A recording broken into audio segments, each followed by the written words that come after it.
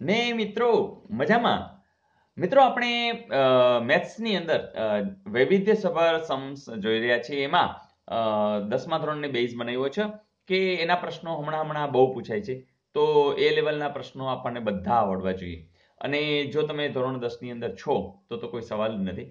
MCQમાં 50માંથી 50નો પ્રયાસ કરીશું. અહીંયા સાવ સિમ્પલ કે આવું પૂછ્યું કે જ્યારે 2 ઓછા વર્ગમૂળ 3ની અનુબદ્ધ કરણી ખાલી જગ્યા છે. આવું વારંવાર પૂછાય છે. મિત્રો કંઈ નથી કરવાનું, જ્યાં માઇનસની સાઇન છે ત્યાં પ્લસની કરી નાખવાની છે, બસ પતી ગયું. તો આ એની અનુબદ્ધ કરણી થાય. તો તમે જ કહો 2 વત્તા વર્ગમૂળ 3 છે? નથી. તમે કહો સર અહીંયા તમને ખબર છે કે ઓછે શું થઈ જાય? વત્તા. એટલે કે એને જુદા સ્વરૂપે મૂક્યું છે. એટલે આપણે ઉતાવળમાં ભૂલવાનું નહીં. છે તો આ જ જવાબ, પણ એક્ઝેક્ટ ન પણ આપે હે ને, તો આપણે એક નજર કરવાની, તો મને લાગે છે આવડી જશે. તો આ વારંવાર પૂછાય છે અને આ તમને આવડવું જોઈએ. બીજી એક વાત કે અનુબદ્ધ કરણીની અંદર ખબર છે કે આનો ગુણાકાર છે એ જે છે એ સમય સંખ્યા મળે આને, તો એને સમયકારક અવયવ પણ કહેવાય. આ બંનેનો જે ગુણાકાર છે તો એ સમયકારક અવયવો પણ એ બંનેને ગણાય છે. તો આ એક શબ્દ નવો પણ છે, એ જરા યાદ રાખી લેજો. બીજું ખાલી તમને ધારો કે આ આપ્યું છે વર્ગમૂળ 3, તો એ એક પદી કરણી છે, બરાબર. તો આ છે આ દ્વિપદી છે, કરણી છે. અને ફરીથી આ નવા શબ્દ કે જે આ બંનેનો ગુણાકાર તમે લેશો તો સમય સંખ્યા મળે છે. તો આ બંને એકબીજાના સમયકારક અવયવ પણ છે. બસ બાકી તો ખ્યાલ આવી ગયો. તમને કોઈ પૂછે કે આની અનુબદ્ધ કરણી કઈ, તો આ આવે. આની કઈ, તો આ આવે. ઓકે, જોઈએ નેક્સ્ટ. પછીનું સૂત્ર છે વૃત્તાંશના ક્ષેત્રફળનું સૂત્ર ખાલી જગ્યા છે. મિત્રો તમને ખ્યાલ છે વૃત્તાંશ એટલે કે જ્યારે વર્તુળ હોય એનો કોઈ એક ટુકડો તમે લઈ લ્યો, બરાબર, આટલો જ ટુકડો. તો આ ટુકડો છે એ વૃત્તાંશ થશે. આ પણ ટુકડો છે વૃત્તાંશ થશે. આ નાનો ટુકડો છે જેમ કે આવો આકાર છે તો એને લઘુ વૃત્તાંશ કહેવાય. અને જે મોટો ટુકડો છે, બરાબર ને, અહીંથી અહીં સુધીનો, એને ગુરુ વૃત્તાંશ કહેવાય. બીજી વસ્તુ કે અહીંયા ખૂણો પણ રચાતો હશે એટલે થીટા થશે. તો તમને ખબર છે કે આખાઈનું શું થાય? તો કે પાઈ આર સ્ક્વેર. હવે થીટા છે ને એ પ્રમાણે આખું થશે એટલે તમે થીટા એ ગુણો અને ટોટલ થીટા કેટલો છે અહીંથી અહીં સુધી જાવ તો 360. તો આ બસ સૂત્ર, એટલે કાંઈ બીજું કંઈ યાદ રાખવું નહીં પડે. ફરીથી પાઈ આર સ્ક્વેર તો તમને યાદ જ હતું, થીટા એ ગુણવાના 360 ભાગો. તો જોજો એવું ક્યાંય છે તમે કે સર અહીંયા, ના, કારણ કે અહીં વર્ગ નથી. તો અહીંયા તો કે 180 નથી. તો હવે શું કરું? તો એક બીજી પણ વાત છે કે તમને આટલી જે ભાગ છે, આટલો ભાગ, એને ચાપ કહેવાય. એ ધારો કે એલ છે અને આ જે ત્રિજ્યા છે ધારો કે આર છે. તો એક સૂત્ર આપણે યાદ રાખજો કે 1/2 આર એલ એ પણ વૃત્તાંશના ક્ષેત્રફળનું જ સૂત્ર છે. Is it okay?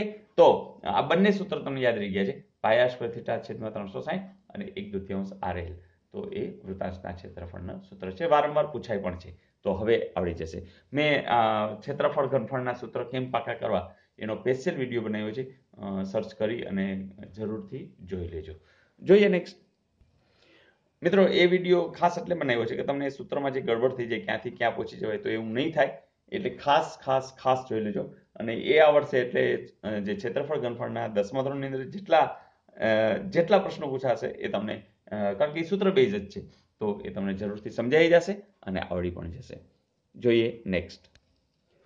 પછી સંભાવના આધારિત આ પ્રશ્ન છે કે અશક્ય ઘટનાની પૂરક ઘટનાની સંભાવના ખાલી જગ્યા થાય. મિત્રો યાદ છે ને? સાચી વાત છે.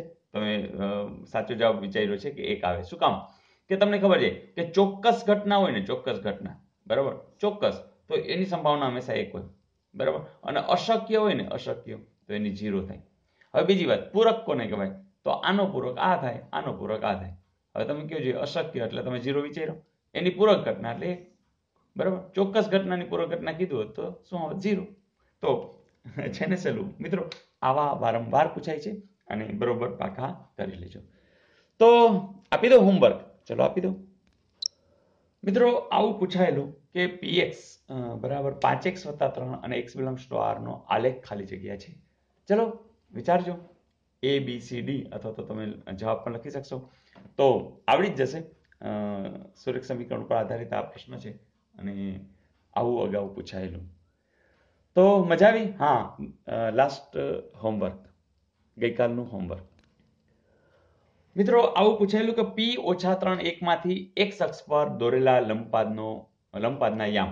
મિત્રો તમને ખબર જ છે કોઈ પણ બિંદુ હોય ઓછા 3 1 એટલે અહીં ક્યાંક હશે, બરાબર. પણ તમે જ્યારે x અક્ષ, આ x અક્ષ છે, બરાબર, અને આ y અક્ષ છે, તો તમે કોઈ પણ બિંદુથી આમ લંબ દોરો એટલે સ્વાભાવિક છે કે જે x યામ છે એ 0 જોઈએ. એટલે અહીંયા જે કંઈ હોય તમારે અહીં તો 0 લખી જ નાખવાનું, બરાબર. અને બીજું કે આ y જે છે એ શું થશે, તમને ખબર છે કે x છે એ શું થઈ ગયો 0, બરાબર. તો y છે એ શું થશે? મિત્રો હું શું બોલું છું ચાવગી નથી, બરાબર. ફરીથી મિત્રો, તમે જ્યારે અહીંયાથી અહીંયા લંબપાત દોરો છો ત્યારે y છે એ તમને ખબર છે આ ધન છે, આ ઋણ છે, તો y છે એ 0 છે, ફાઇનલ છે. પણ તમારો x છે એ ગમે ત્યાં જશો બદલાશે નહીં. એટલે કે એ જો ઓછા 3 હોય તો એ બદલાશે નહીં. એટલે કે ઓછા 3 તો એમને જ રહેશે ગમે ત્યાં જશો, બરાબર. કારણ કે x છે એ તો ઓછા 3 જ છે, એટલે x ની વેલ્યુ બદલાતી નથી. પણ જે y છે એ બદલાય છે. એટલે કે તમને ખબર છે કે y છે એ 0 બની જશે. એટલે કે આ જે છે એ ઠેઠ સુધી એમને એમ રહેશે. પણ કારણ કે તમે x અક્ષ ઉપર દોરો છો તો x બદલાશે નહીં. તો આવા પ્રશ્નની અંદર ખાસ જોવાનું, જેમ કે એણે y અક્ષ ઉપર દોર્યો તો તમે તરત કે 0 બનાવે, અહીંયા શું આવશે ઓછા 3 0. તો તમે ખાલી કલ્પનામાં જોડશો તોય તમને સમજાઈ જશે.